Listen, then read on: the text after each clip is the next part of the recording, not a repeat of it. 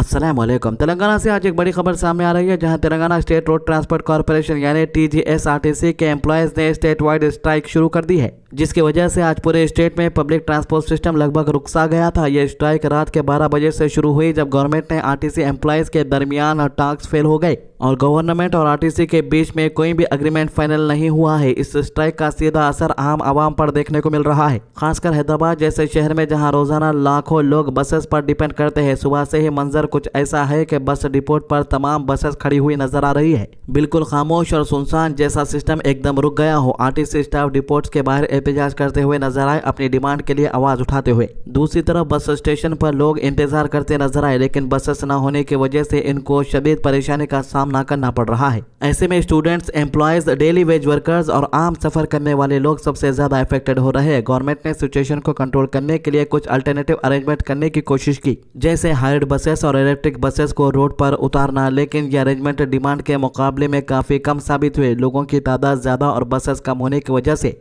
धक्का मुक्की जैसा माहौल बन गया। कई जगहों पर लोग बस स्टॉप पर लंबी देर तक खड़े रहकर बसेस का इंतजार कर रहे थे, लेकिन उनको कोई सहारा नहीं मिला। इस मौके का फायदा उठाते हुए प्राइवेट ट्रांसपोर्ट वालों ने भी अपनी मर्जी के रेट्स लगा दिए। ऑटो रिक्शा, प्राइवेट कार्स और दूसरे व्हीकल ज्यादा पैसे चार्ज कर रहे हैं, जिससे आम आदमी और ज्यादा परेशान हो रहा है। जो सफर आमतौर पर सस्ता होता है, अब वो महंगा और मुश्किल बन चुका था।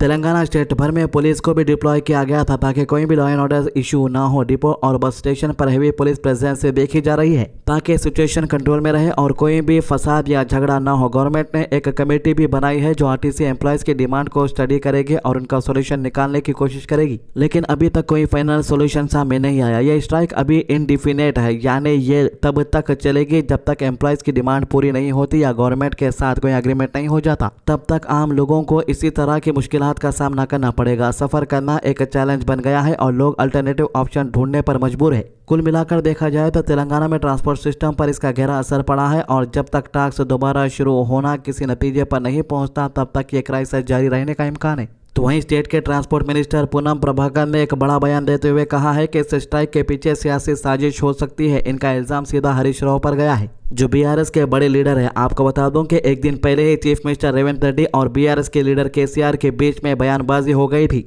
जहां पर केसीआर ने कहा था कि कांग्रेस की सरकार पूरी तरीके से फेल हो चुकी है। जो भी स्कीम बीआरएस पार्टी लेकर आई थी, उसको मेंटेन तक नहीं कर सक रही है और हाइड्रा लेकर गरीबों के घरों पर बुलडोजर चला रही। केसीआर ने कहा कि जब बीआरएस की सरकार वापस आएगी तो सबसे पहले हम एक काम करेंगे, हाइड्रा के घरों पर ही बुलडोजर चला देंगे, यानी हाइड्रा को पूरी तरीके से खत्म कर देंगे। और जगटियाल के एक बड़े लीडर जीवन रेड्डी जब बीआरएस ज्वाइन करे, इस पर चीफ मिनिस्टर रेवंत रेड्डी ने कहा कि उन्होंने कांग्रेस पार्टी को धोखा दिया है। तो कल इतनी बयानबाजी होना और अचानक से आज जो है इतना बड़ा स्ट्राइक हो जाना, तो कांग्रेस को ये लग रहा है कि बीआरएस के इसके पीछे एक बड़ी साजिश है। तो इन्होंने हरीश राव पर इल्जाम लगाया है, जो पहले आरटीसी यूनियन के प्रेसिडेंट रह चुके हैं। मिनिस्टर के मुताबिक उन्होंने वर्कर को स्ट्राइक के लिए मोटिवेट किया, जिससे आम आवाम को परेशानी का सामना करना पड़ रहा है। मिनिस्टर ने यह भी बताया कि आरटीसी एम्प्लॉयज ने टोटल 32 डिमांड्स रखी थी, जिनमें से गवर्नमेंट ने 29 डिमांड्स पर कोई एतराज नहीं जताया है। इन्होंने कहा कि इन डिमांड्स को तुरंत हल किया जा सकता है और गवर्नमेंट इस पर सीरियस है। बाकी 3 डिमांड अभी भी डिस्कशन में है, जिसमें सबसे अहम आरटीसी का गवर्नमेंट पे मर्जर और यूनियन इलेक्शन का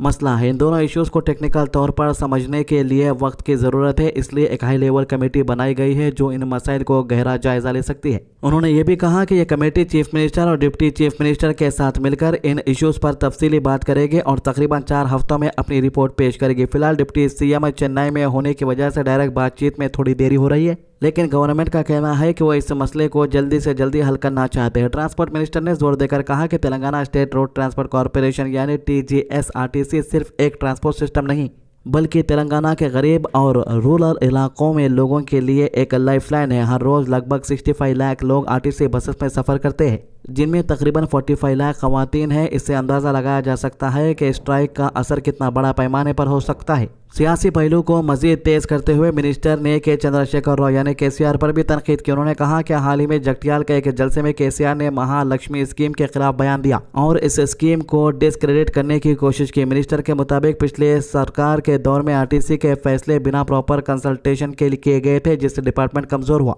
उन्होंने ये भी कहा कि मर्जर जैसा अहम इशू भी पिछली गवर्नमेंट ने बिना एमडी और प्रिंसिपल सेक्रेटरी को इन्फॉर्म किए उठाया, जो एक बड़ी एडमिनिस्ट्रेटिव कमी थी। अब करंट गवर्नमेंट इस बात को इंश्योर करना चाहती है कि हर फैसला प्रॉपर डिस्कशन और ट्रांसपेरेंसी के साथ लिया जाए। आखिर में मिनिस्टर ने आरटीसी एम्प्लॉयज से अपील की कि वो स्ट्राइक को खत्म करें और गवर्नमेंट के साथ बातचीत के जरिए मसाइल का हल निकाले। उनका कहना है कि ज्यादातर डिमांड ऑलरेडी एक्सेप्ट की जा चुकी है और बाकी मसाइल भी जल्दी हल हो सकते हैं अगर स्ट्राइक खत्म करके डायलॉग शुरू किया जाए। इस पूरे मामले ने तेलंगाना की सियासत और पब्लिक लाइफ दोनों को इफेक्ट किया है। एक तरफ सुबह में लोग धूप से परेशान है, शाम में लोग मच्छरों से परेशान है। स्विमिंग करेंगे बोलते तालाबों पूरे गंदे पानी से भरे हुए हैं, मोरियों का पानी तालाबों के अंदर मिला दिए। बेचैनी हालत में जाके तालाबों में तीरे बोले तो पानी लगे, वो एक इन्फेक्शन हो जा रहा है। इन्फेक्शन होने के बाद स्किन डॉक्टरों के पास जाके उसको अलग खर्चा देना पड़ रहा। चारों तरफ से परेशानियों का सामना करने के बाद थोड़ा बसों में तो भी सफर कर लेंगे बोल के देखे तक बसों भी स्ट्राइक हो गए समझो। ऑटो में सफर करेंगे बोल के ऑटो वालों को बुलाया तो लोग बोल रहे भाई हम लोग काफी दिनों से गैस के वजह से परेशान है, 100 रुपये बढ़ के दे दे तो मेहरबानी हो जाती। अब उनकी भी गलती नहीं है, वो लोग भी मौके का फायदा उठाते समझो कैसा भी, क्योंकि हमारे ऑटो वाले भाइयों की जो परेशानी है वो अपन जो है अपनी आंखों से देखे उसको नजरअंदाज नहीं कर सकते। अभी भी काफी ज्यादा पेट्रोल पंपों में उनको गैस भी नहीं मिल रहा समझो।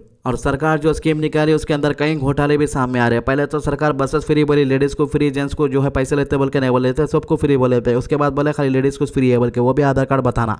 फिर बोले अगर हम जीत गए तो करंट भी फ्री देते, सबको फ्री देते बोले। जीतने के बाद बोले सबको फ्री नहीं देते, जिसको व्हाइट राशन कार्ड है उनको फ्री देते बोल के। वो बेचारे जाके फॉर्म भर के फिलअप करने के बाद मालूम हुआ कि करंट का बिल 200 यूनिट के अंदर आए तो फ्री देते, अगर एक भी यूनिट ज्यादा हो गया समझो तो तुम्हारा पूरा 1 महीने का बिल देना पड़ता, मतलब 201 यूनिट का बिल देना पड़ता। तो ये कन्फ्यूजन की वजह से जिनके पास व्हाइट राशन कार्ड है उनको समझ में नहीं आ रहा कि बिल का सिस्टम क्या है भाई। अब पढ़े लिखे लोगों को समझ में आ जाता 200 यूनिट कैसा जाता, 200 यूनिट नहीं जलना बोल तो क्या बचाव करना पड़ता बोल के। अब जो पढ़े लिखे लोग नहीं है उनको समझ में भी नहीं आता। अब जिनका व्हाइट राशन कार्ड है उनकी फैमिली बड़ी है, उनके घर में 3-4 फैन है तो लोगों तो मुश्किल इच्छा समझो 200 यूनिट जलाना, 300 तो आराम से हो जाता उन लोगों को। अब मैं वीडियो बनाया तो लोग कमेंट कर रहे हैं कि बीआरएस का पट्टा है ने पहले से बीआरएस के सपोर्ट में वीडियो बनाता था बोल के। भाई मेरे पहले के वीडियो जो फॉलो करते हैं उनको मालूम है जब बीआरएस की सरकार थी कुछ गलत होता था तभी मैं वीडियो बनाता था। अब जरा आप खुद देखो वीडियो के अंदर कितने लोग धूप में खड़े हुए हैं बसों का इंतजार करते हुए। अब एक बस स्टॉप के ऊपर एक इलेक्ट्रिक की बस है, आप खुद भी देखो किस तरीके से इलेक्ट्रिक बसों के अंदर दूसरे मुल्कों में आप ये नज़ारा नहीं देखोगे, खाली इंडिया के अंदर और वो भी हैदराबाद के अंदर ज़्यादातर ये नज़ारा आप देख रहे, जहाँ पर बस के अंदर पब्लिक ज़्यादा रहने की वजह से, लेडीज ज़्यादा रहने की वजह से बस के जो डोर रहते वो तक बंद नहीं कर सक रहा ड्राइवर। ప్రైవేట్ వాళ్ళందరూ అక్కడ ఆగినాం, అక్కడ ఉన్నాం. అక్కడ ఉన్న తర్వాత డిఎం సార్ ఏమన్నాడంటే రిపోర్ట్ చేసిన అందరు లోపల రండి మీరు సర్వీస్ చేయాలన్నారు. సరే సార్ అని చెప్పేసి వచ్చేసిన తర్వాత ఏమనంటే సిఐ మేడం గారు డిఎం గారు ఏమన్నంటే ఒక్కొక్క ట్రిప్ అయితే మీరు ఆపరేట్ చేయండి బాబు, మీరు రిపోర్ట్ చేసిన రిపోర్ట్ చేయకుంటే మేము ఏమన్నా రిపోర్ట్ చేసినట్టు బండి నడిపియాలన్నారు. నడిపియాలని మాకు డేసారి ఇచ్చి మమ్మల్ని సపరేట్ పొమ్మన్నారు. కండక్టర్ కూడా ఏమో మమ్మల్ని పొమ్మన్నారు. పొమ్మంటే మేము అన్నాం కదంటే కండక్టర్ సీట్లో కొనుక్కుంటే కండక్టర్ మాట్లాడినప్పుడే ఒక్కొక్కరు కింద పడిపోతారు, దానికి బాధ్యత ఎవరు తీసుకుంటారు? కండక్టర్ మీద ఆమె పడుతుంది. ఇప్పుడు కండక్టర్ ఎక్కడ మమ్మల్ని ఒక్కలే పొమ్మంటారు, రేపు ఏమన్నా కింద పడుతుంది కావచ్చు, అది ఎప్పుడు ఎవరి బాధ్యత? రన్నింగ్ లో పోతుంది ఎవరి బాధ్యత? మా మీద పడుతుంది కదా సార్, కొద్దిగా ఆలోచించుకుంటాం। तो ये थे इन मामलों के अभी तक के अपडेट। हमारे चैनल को सब्सक्राइब कीजिए, वीडियो शेयर कीजिए। अल्लाह हाफिज।